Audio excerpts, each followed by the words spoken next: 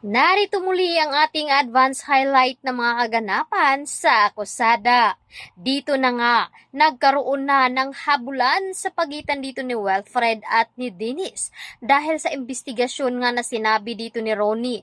Kaya naman natukoy agad dito ni Wilfred na may pakana nga itong si Dennis.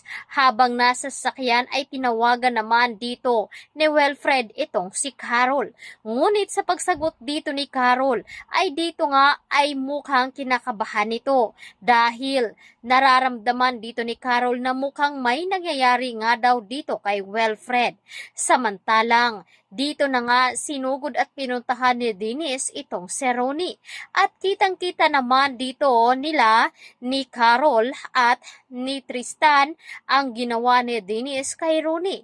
Hindi inaasahan ni Carol na magdududa na dito kay Dennis. Hanggang sa muli nga niyaya dito ni Dennis itong si Carol na kumain nga daw sila. At dito nga unti-unting nadidiscovery na ni Carol na may nilagay na lapil na kamera itong si Dennis. At dito na nga nakumpirma na kung bakit mayroon itong kamera.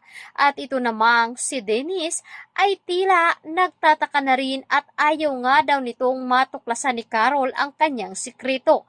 Kaya naman agad na inilagay ang ebidensya na magpapatunay nga dito na siya ang salarin. Kaya sinunog agad ito ni Dennis, ngunit napulot din naman ito ni Carol. At dito na nga ay nakita niya na mismo at hindi naman magpapahuli pa itong si Dennis dahil mayroon itong inilagay sa inumin dito ni Carol.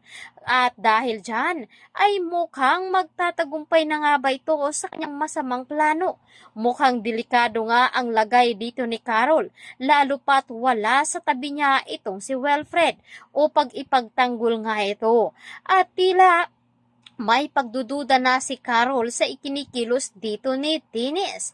Ngunit nakakahalata na rin ito si Dennis, kaya gagawin niya umano ang lahat upang mapasa kanya nga itong si Carol.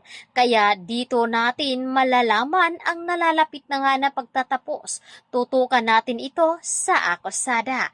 Maraming salamat!